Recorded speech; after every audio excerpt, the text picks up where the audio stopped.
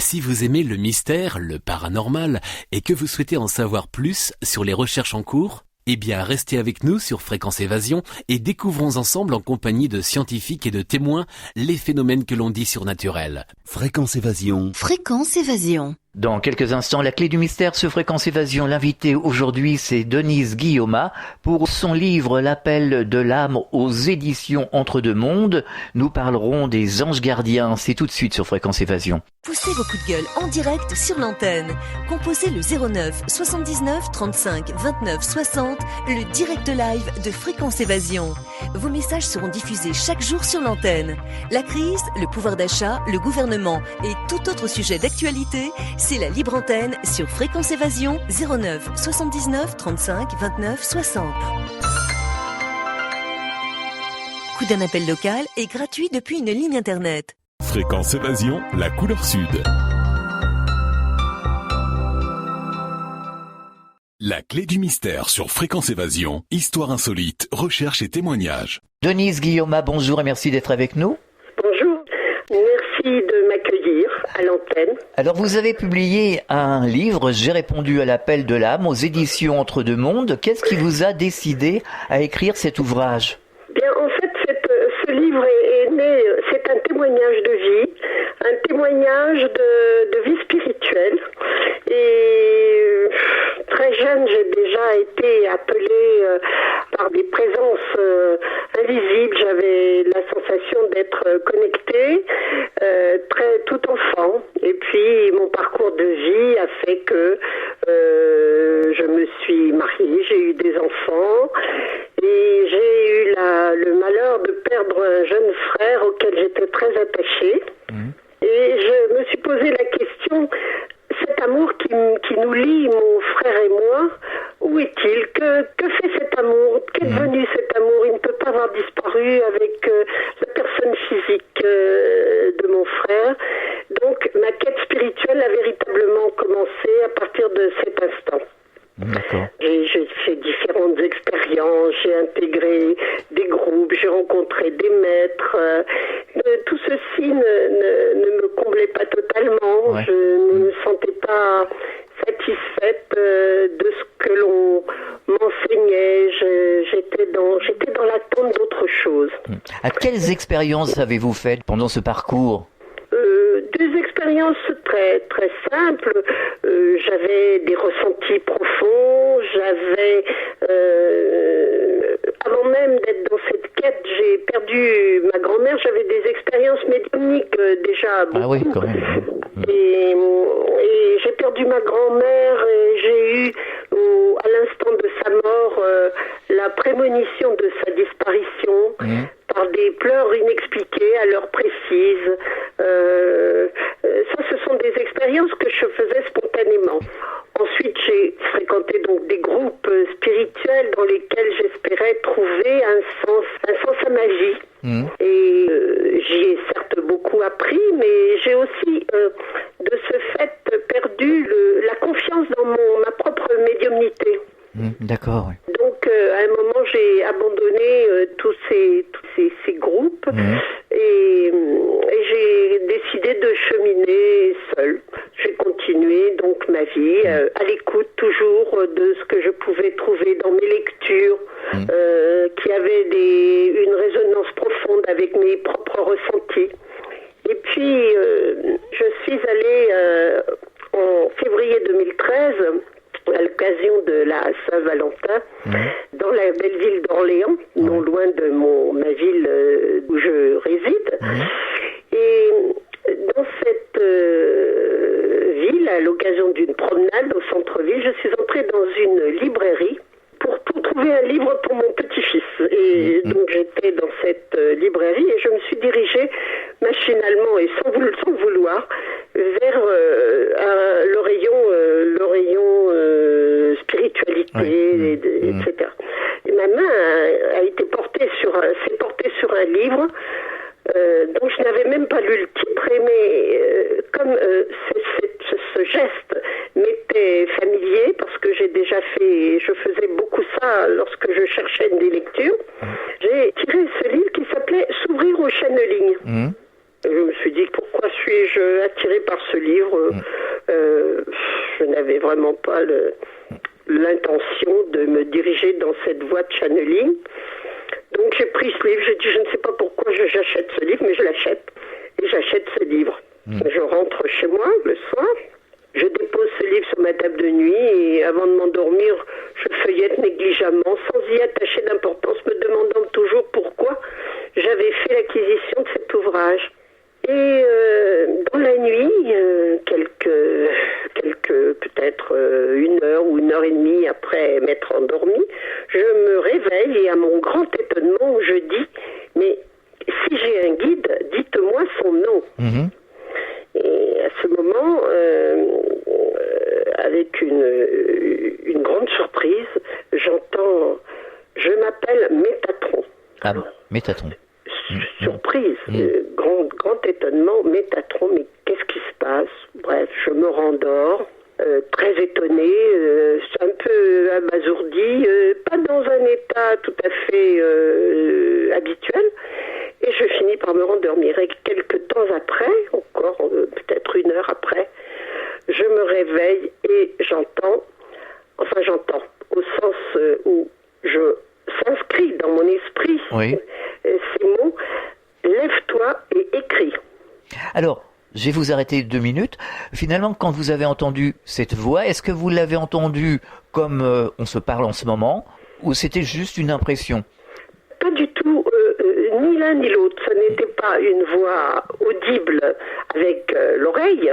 Mais si finalement, ce que je voulais vous faire dire finalement, c'est, moi j'ai déjà reçu des voix, pas souvent, mais 2 ou 3 voix qui m'a dit, mais fortement, comme on se parle en ce moment, par exemple, Alain, on m'a prononcé mon nom. Ça passait pas par les oreilles, ça passait partout. Hein, on peut pas dire non, voilà. C'est très difficile d'expliquer. Oui. Si vous avez vécu, vous devez comprendre. Mais ça revient au même. Je veux dire, ça revient au même. C'était aussi intense que l'on se parle en ce moment. Absolument. Télépathique. C'était télépathique. C'est d'une très grande puissance. Netteté. Les mots s'inscrivent dans votre esprit, votre être entier en est envahi. C'est ça. C'est quelque chose de très fort, de très puissant. Ouais. Donc j'entends, lève-toi et écris. Ce que j'ai fait, bien entendu, j'ai obéi, je me suis levée et j'ai écrit, commencé à écrire un dialogue. C'est une écriture d'une très grande fluidité, sans aucune rature. Mes cahiers sont d'une netteté impeccable. Et évidemment, je n'ai pas commencé à écrire sur un cahier tout de suite. Je ne m'attendais pas, évidemment, à être interpellée de cette manière. Donc, je n'avais rien préparé. J'ai donc commencé à écrire sur un petit carnet que j'avais souvent en permanence près de moi. Et après, j'ai retranscrit sur un véritable cahier quelques 2 ou 3 jours après cet événement. Et là a commencé une conversation, un dialogue d'une très grande clarté. La Métatron, donc, dont j'ignorais l'existence et que je ne savais pas qui était Métatron. J'ai téléphoné autour de moi, mais qui est Métatron? Je ne connais pas qui est Métatron. Et alors on me dit, mais bon, je crois que c'est un archange, le maître des archanges. Bien, bref, tout ça me semblait très, très bizarre. J'étais vraiment stupéfaite de ce qui m'arrivait. Ça ne faisait pas l'objet d'une recherche de ma part. Je n'étais pas du tout dans l'attente de cela. C'est arrivé comme ça, comme un éclair, voilà. Donc j'ai commencé à écrire un dialogue qui portait d'abord, je cherchais beaucoup à me mettre en confiance. J'ai été dans le doute, dans l'interrogation permanente. Est-ce que je ne me trompe pas? Qu'est-ce que c'est? Est-ce que c'est mon imaginaire? Est-ce que je suis quelqu'un d'assez les pieds bien sur terre, conscient, lucide? Je ne voulais pas tomber dans des aberrations imaginaires. Bien sûr. Donc je relate d'ailleurs dans mes dialogues, font beaucoup état de mes peurs, de mes doutes, de mes incertitudes, de mes angoisses aussi, parce que ce qui m'arrivait me paraissait tellement impossible, improbable. Donc j'ai commencé, et puis on a beaucoup parlé il a été question beaucoup de moi justement, et de ces installé donc un dialogue un peu plus puissant au fil des jours. C'était plutôt au fil des nuits parce que j'étais réveillée au cours de la nuit à des heures irrégulières, mais très souvent entre 2h et 3h du matin. Et ça ne vous dérangeait pas d'être réveillé comme ça en pleine nuit? Pas du tout. Curieusement, je n'étais pas fatiguée.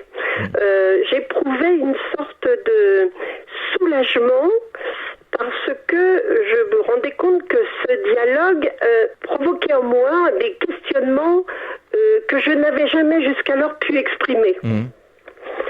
Donc vraiment on me poussait à exprimer mes ressentis, etc. Et j'avais des réponses très précises et très belles, me faisant prendre conscience finalement d'un état intérieur puissant dont je n'avais pas conscience du tout. Donc voilà, l'histoire commence ainsi. Donc j'ai continué à écrire au fil des mois, des jours, des mois. Et quelles étaient la nature de ces messages? Eh bien, on me parlait beaucoup déjà de moi, de mes ressentis, de mes incertitudes. On me donnait confiance, on me proposait des réflexions sur mes étonnements, mes incertitudes. Et puis, d'abord, je suis là parce que mes patrons au début étaient seuls. Et ensuite, cette conversation a pris une autre dimension. On a commencé à me parler de choses plus universelles. Oui. On me dit, par exemple, lorsque tu parles autour de toi, de nous, c'est-à-dire de cette conversation intime avec les êtres lumineux qui s'adressaient à moi, on me disait, cela pousse les autres à s'interroger sur les inspirations qu'ils reçoivent eux-mêmes et à découvrir qu'eux aussi sont habités. En fait, mon témoignage, je pense maintenant, avec le temps, que ce témoignage est destiné à faire prendre conscience aux êtres qu'ils sont tous habités de la même manière par ce divin, et mon témoignage les aide à s'interroger sur leurs propres ressentis. Au fil du temps, est-ce que vous avez su qui était Métatron? Alors bien sûr, je me suis renseignée et je me suis aperçue que d'autres channels recevaient, bien entendu, Métatron. Je ne suis pas la seule à recevoir cet être lumineux. J'en ai déjà entendu parler. Oui, bien sûr. Ouais. Mon questionnement d'ailleurs vis-à-vis de lui, c'était je n'ai aucun goût pour les choses scientifiques, je n'y comprends pas grand-chose, je ne suis pas une scientifique, je suis plutôt littéraire. Je ne comprends pas qu'est-ce que je peux bien apporter, moi. Et Métatron de me répondre, tu as le don d'amour et c'est par ce don d'amour que je te touche.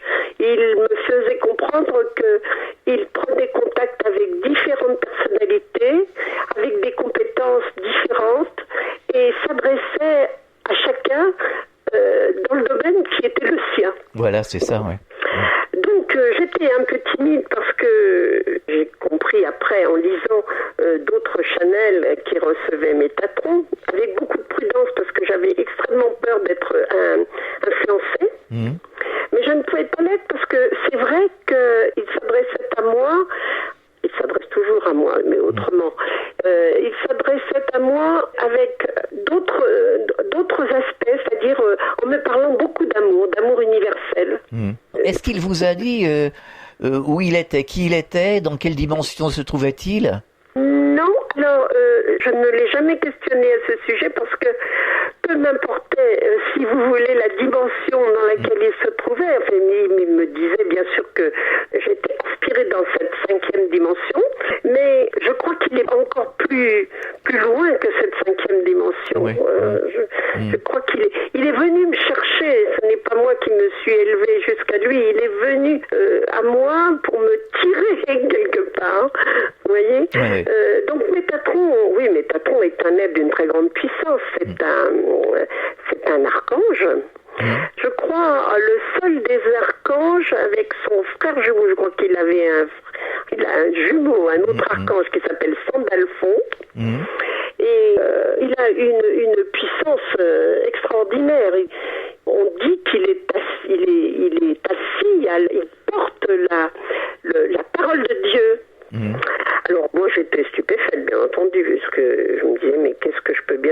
écoutez, moi.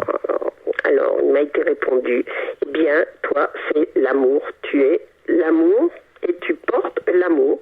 Et tu vas diffuser ce message pour inviter tous les lecteurs de nos entretiens à venir, à s'ouvrir, à ouvrir leur conscience à cet amour dans lequel nous baignons.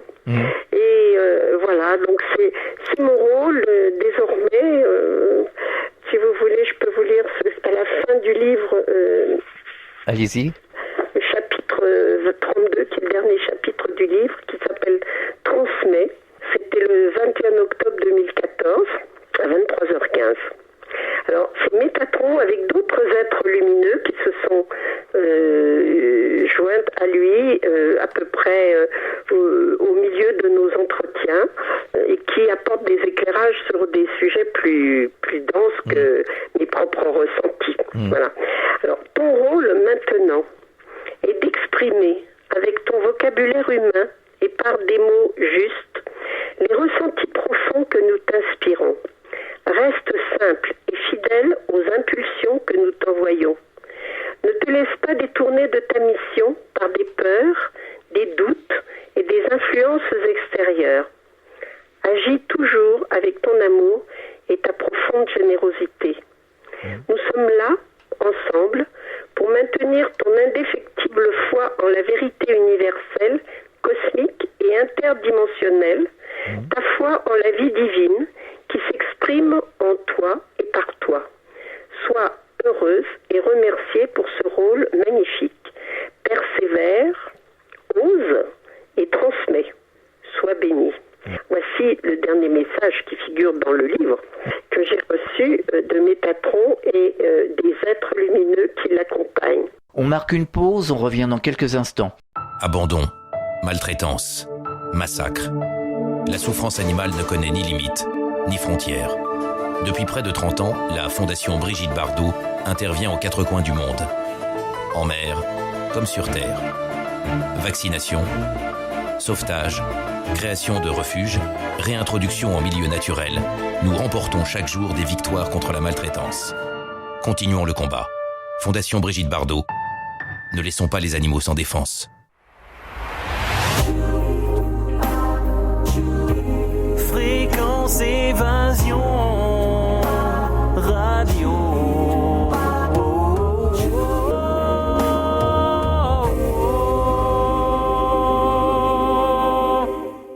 La clé du mystère sur Fréquence Évasion, histoire insolite, recherche et témoignages. Nous sommes de retour sur Fréquence Évasion pour la deuxième partie de la clé du mystère, toujours en compagnie de Denise Guillaume.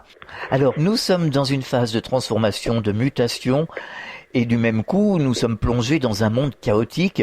Comment faire cette transition le mieux possible? Est-ce que les guides, Métatron en l'occurrence, vous ont donné justement des indications pour franchir ce cap très difficile? Oui, d'une façon très très légère et très simple. Écoutez, soyez à l'écoute de votre être intérieur. Parce qu'il est vrai que nous recevons, si nous sommes à l'écoute, si nous ouvrons nos consciences et que nous sommes dans cette attente de réception, nous avons toujours le petit signe qui nous est envoyé, qui nous donne les réflexes que nous devons avoir. Et il n'y a pas de méthode générale pour faire face au chaos. Il y a simplement le fait d'ouvrir sa conscience, d'être à l'écoute des ressentis de son cœur, et tout s'arrange, c'est comme les pièces d'un puzzle. Alors, il me dit d'ailleurs que je n'ai pas à délivrer de méthode, que l'expérience de ma vie et l'observation que l'on fait de ma vie, qui est une vie maintenant où j'éprouve un sentiment de complétude absolue et d'accomplissement. Oui. Auquel je ne m'attendais pas. Bien sûr que je prends conscience maintenant que toute ma vie, mon âme était en attente de cet épanouissement. Vous voyez, je ne peux pas vous dire, voilà, il faut faire ci et cela. Je peux simplement dire, ouvrez vos consciences, soyez à l'écoute et laissez parler votre cœur. Dans les circonstances actuelles, aucun de nous, personne ne peut rien faire, évidemment, à titre individuel, mais c'est l'ouverture des consciences qui va permettre le changement de notre monde, de notre existence. De recevoir l'information, de recevoir la lumière, en quelque sorte. Bien sûr, parce que tout passe bien sûr par la lumière, mais surtout par l'amour. Oui. Voilà, l'amour, c'est la médecine universelle. Alors justement, un titre qui m'a attiré au chapitre 22 de votre livre, l'amour peut-il sembler insupportable? Pourquoi? Pourquoi? Eh bien, oui, effectivement, au chapitre 22, j'ai posé cette question parce que je me heurte, bien sûr, je traverse toutes les épreuves de la vie comme tout le monde. Je suis un témoin humain de cette connexion, mais j'ai une vie normale. Je suis une femme mariée, j'ai eu une activité professionnelle qui était de rigueur et j'étais avocate, donc c'est pas tellement, il faut avoir les pieds sur terre pour exercer le métier. C'est pas incompatible, hein, rien n'est incompatible. Mais la preuve, j'en suis la preuve même. Alors, on me dit, je vais reprendre le texte du livre parce que, vous savez, je voudrais vous lire quelque chose. Allez-y. Les gens qui repoussent l'amour infini que je leur porte, souvent sont perturbés par cet amour. Ils ne le comprennent pas. Ils cherchent le piège qui se cache derrière, parce que comme la plupart d'entre nous, nous sommes dans la matérialité, ils ne comprennent pas que cet amour dont je déborde, et c'est vrai, n'est pas un amour humain, finalement. Ouais. C'est ce que nous disent un peu les expérienceurs de NDE, finalement. Ils ont dit que c'était bien autre chose que ce que l'on vivait ici. Voilà, c'est une vibration qui peut être insupportable à qui ne peut pas l'accueillir parce qu'il n'est pas prêt. Il y a plusieurs degrés. Voilà, il n'est pas prêt, donc la personne qui reçoit cet amour se sent dans l'incapacité de l'absorber, ça le dépasse et surtout il se sent amoindri parce qu'il a l'impression de ne pas pouvoir l'éprouver. Oui, je comprends. Ouais. Donc c'est une souffrance. Donc j'ai appris à ne plus souffrir de l'incompréhension que l'amour que je donne peut engendrer. Voilà. D'accord. C'est étrange, mais c'est comme ça que réagit l'être humain quand il n'est pas prêt. Voilà. Oui, puis on a une vision un peu déformée ici. Hein. Oui, absolument. Ouais. Absolument. Puis l'amour, bon, qu'est-ce que c'est? Voilà, l'amour, c'est une énergie, c'est une force, c'est une puissance, c'est vibratoire. Ouais. Et quand on ne vibre pas au même niveau une question de fréquence, que l'un ou l'autre, le message ne passe pas, le contact ne se fait pas. Et à ce moment-là, il y a véritablement une souffrance de la part de celui qui ne peut pas accueillir cet amour. Et généralement, ça engendre des réactions d'agressivité. Oui. Parce que finalement, cette agressivité, c'est le signe d'une souffrance. Quelque part, on peut le ressentir ici envers certains individus, certaines personnes.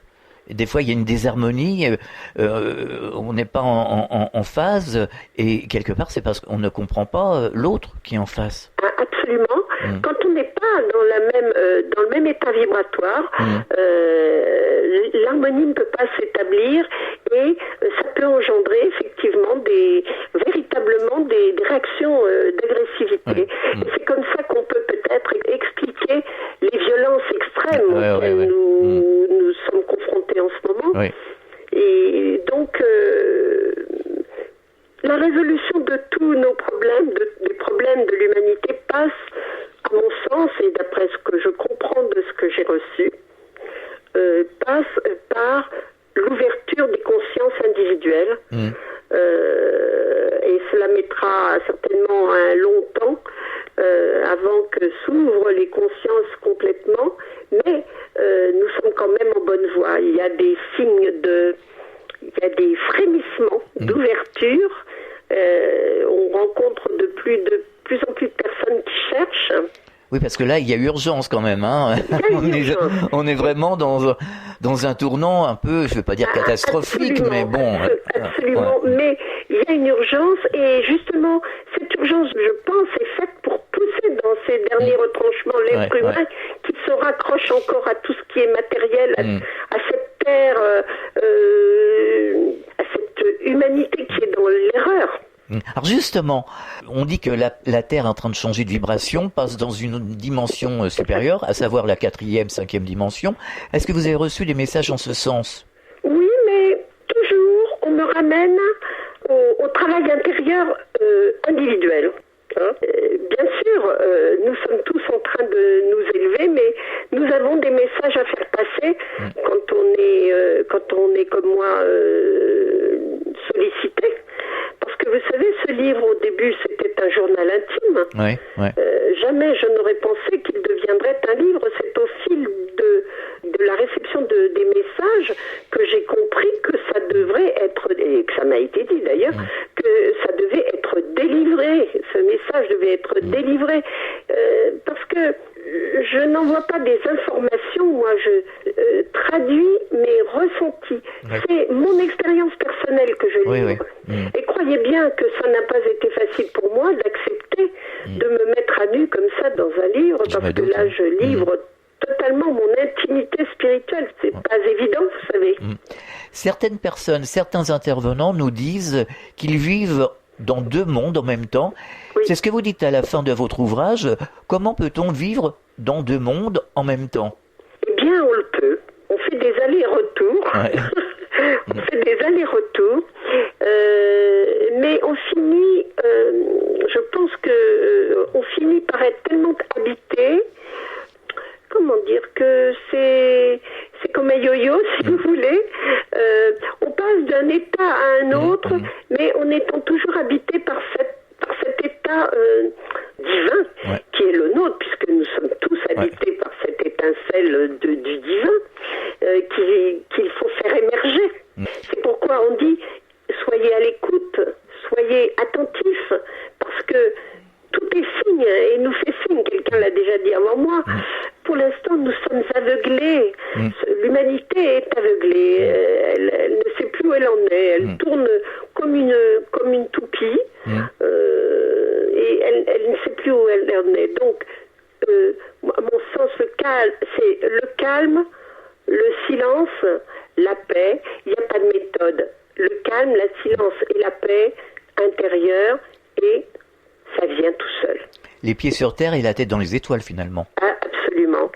Donc c'est vrai que c'est un peu difficile par moment de vivre dans ces deux états, parce qu'évidemment, nous baignons dans une vie sociale qu'il faut bien assumer, surtout quand on est comme moi, une mère de famille, qu'on a eu une profession, que je suis à la retraite maintenant, donc je peux me consacrer davantage, et merci, parce que vraiment c'était tellement merveilleux.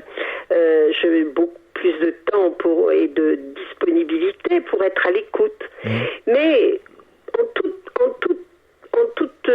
à tout âge, on peut être à l'écoute de son être intérieur, observer le monde comme une pièce de théâtre qui se déroule devant nos yeux, tout en sachant que nous sommes autre chose. Voilà. Je n'ai pas de recette à donner. Je ne donne pas de stage. Je ne fais pas de... Je n'ai pas de méthode à enseigner. Je n'ai qu'à livrer ce qui m'a été dévoilé, c'est ce que je mets en pratique, et je suis prête à répondre à toutes les questions qui me seront posées sur mes ressentis et sur ce que j'ai vécu pendant cette période de 2 ans où j'ai reçu, surtout la première année, au quotidien. Et ensuite, voilà, mon livre contient beaucoup d'informations. Oui, c'est sûr. Oui, vous avez pu le constater. Donc, je n'ai rien de plus à dire. Moi, je ne suis que le transmetteur. Je ne suis pas l'auteur de ce livre, quelque part. Je suis le transcripteur. Et voilà. Et on me dit, dans tes réunions, je ne prépare rien. Je suis interviewée, je n'ai rien. Je n'ai pas un papier sous les yeux pour vous parler. Ou pour parler lorsque je suis en public. J'ai déjà fait 2 ou 3 rencontres débats. Je suis là, je témoigne. Voilà. Est-ce qu'on peut vous retrouver sur Internet? Ah oui, bien sûr. On peut m'envoyer, j'ai déjà reçu d'ailleurs à la suite de différentes interviews des mails de gens qui sont très émus, personnes sont très émus. Mon adresse email est Denise Guillaumat en petit attaché, @orange.fr. Voilà, moi je suis à la disposition de tous ceux qui s'interrogent et surtout de tous ceux qui ont peur et qui doutent. Ouais, c'est surtout ça. Parce que j'ai tellement eu peur et j'ai tellement douté que je suis capable de répondre aux questions de ces gens qui souffrent de doutes et de questionnements. Merci Denise Guillaumat et à très bientôt. Bon courage pour la suite en tout cas. Merci. À très bientôt. De m'avoir entendu. Au revoir. Au revoir. Fréquence Évasion.